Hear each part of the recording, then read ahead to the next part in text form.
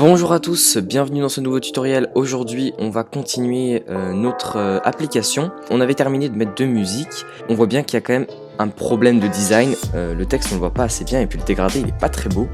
Alors, ce que je vous conseille de faire, c'est quand même peut-être soit de changer la couleur en blanc des textes, parce que sur des couleurs, faut toujours mettre du blanc. Soit même carrément changer la musique, changer le dégradé. Juste mettre, par exemple, une couleur simple. Après, bien évidemment, c'est vous qui choisissez ce que vous voulez faire, hein. Alors, hop, on va essayer de mettre par exemple quelque chose d'assez...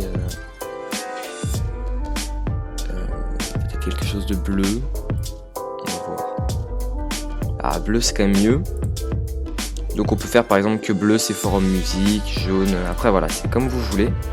Et donc, on avait dit qu'aujourd'hui, on allait faire la barre de progression. Donc, c'est exactement ce qu'on va faire. Aujourd'hui, je vais vous montrer comment faire la barre de progression, comment pouvoir du coup avancer dans la musique, reculer, mettre pause, etc. Donc alors on va faire cette barre de progression qui va se situer juste en bas. Alors après c'est où est-ce que vous la mettez où vous voulez. Moi personnellement je vais la mettre juste au-dessus des flèches. Et puis sinon je changerai. Je pense qu'on va mettre un petit card view pour arrondir les bords et pour pas que ça fasse trop nu. Pour pas qu'en fait la progress bar soit trop peu visible. Hop, on a l'habitude, on met 0 partout, sauf à corner radius, on met 18. Height, on va mettre 5%, on va essayer 5%. Et width, on va mettre 90%. On peut revenir dans User Interface, et là on va pas utiliser Linear Progress Bar parce qu'on veut qu'on puisse interagir. Donc on va tout simplement utiliser Slider. On met le width à Fill Parent. Et là on va choisir en fait les couleurs. Personnellement le bleu j'aime bien, donc je vais laisser comme ça. Sum position on peut mettre à 0. Minimum value 0. Max value 100. De toute façon on changera tout ça, mais vous pouvez le mettre comme ça de base pour que ça paraisse à peu près mieux visuellement. On peut mettre un petit espace juste ici de 5%. Et voilà ce que ça donne sur notre compagnon. Hop, vous voyez je peux bouger, mais pour l'instant ça ne change strictement rien. Et donc on va régler tout ça dans les paramètres. Alors, du coup, ce qu'on va faire, c'est que on va revenir dans nos paramètres. On va choisir un endroit un peu libre parce que ça va prendre un peu de place. Donc tout à droite, par exemple.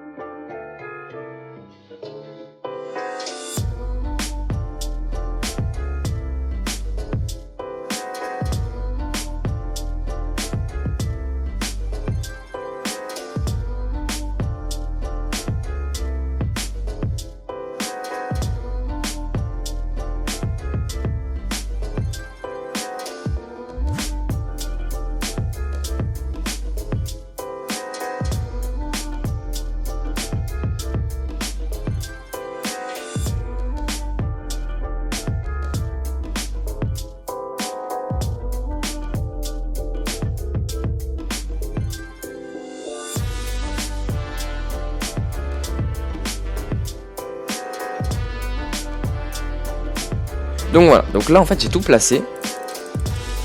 C'est assez petit, hein, on voit qu'il n'y a pas beaucoup de blocs, mais on va garder un peu de place parce que on va peut-être rajouter des paramètres plus tard, vous verrez.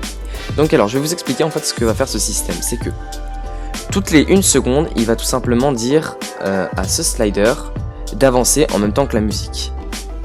Et en fait à chaque fois qu'on va toucher vers le bas ce slider, et ben, il va arrêter de mettre à jour et il va attendre qu'on lui donne une position.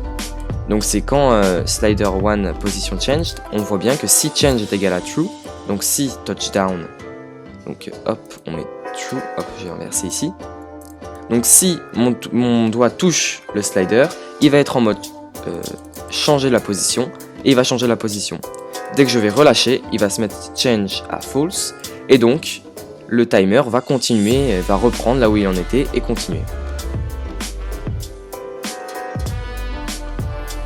Tout au-dessus, vous allez prendre dans Layout, General, Horizontal Arrangement et vous posez. On met centre, centre et puis c'est tout. On va mettre un espace de 5%. Donc ça c'est du design, hein. Vous pouvez faire vraiment ce que vous voulez. Et moi je vais mettre 2 images. Et ces 2 images, ce sera play, pause. Play et pause. On les met toutes les deux à 5%. C'est la taille d'une image en général. On met toutes les deux clickable. Et on va nommer pause à pause. Et l'image play à play. Ça c'est vraiment optionnel mais c'est très pratique quand vous allez avoir beaucoup de boutons. En fait quand vous serez dans les blocs, ce sera beaucoup plus simple pour vous y retrouver, il n'y aura pas marqué bloc 98, vous aurez tout simplement le nom de vos boutons. On rajoute un petit space juste ici de 5% environ, on va voir ce que ça donne. Super. Alors ici l'espace on l'a pas mis au bon endroit. Hop, on le met au centre. Alors, je sais pas ce que ça donne, on va voir un peu. Ou alors, peut-être qu'on peut juste tout simplement baisser ce petit truc à 3. Enlever ce space. Et mettre pause. Pour play invisible. Voilà, donc en fait, quand on va cliquer sur pause, ça va afficher play, etc. Donc, ce qu'on va continuer maintenant, c'est aller dans les paramètres, dans les blocks. On va sélectionner du coup play, pause. On va mettre que quand play et pause sont cliqués, hop, on va les poser les deux. On va prendre, alors je sais pas si on va mettre, non. Alors ce qu'on va faire, c'est que on va tout simplement dire que quand play sera cliqué, on va dire tout simplement play, tout simplement. Hop, et pause. Donc là, on a terminé avec nos boutons. Enfin, on n'a pas terminé, non. Donc là, on a terminé une première partie de nos boutons, mais il faut déjà dire en fait que quand play est cliqué, il faut que play devienne invisible et pause visible. Et vice versa avec pause. Donc on met tous les deux blocs play, visible, tout. Donc nous, on veut que quand play soit cliqué, play ne soit plus visible. Et que pause soit visible. Hop, on copie, on colle. Et on inverse les true et les false. Et voilà, normalement vous allez voir que quand vous allez cliquer, hop, ça marche très bien.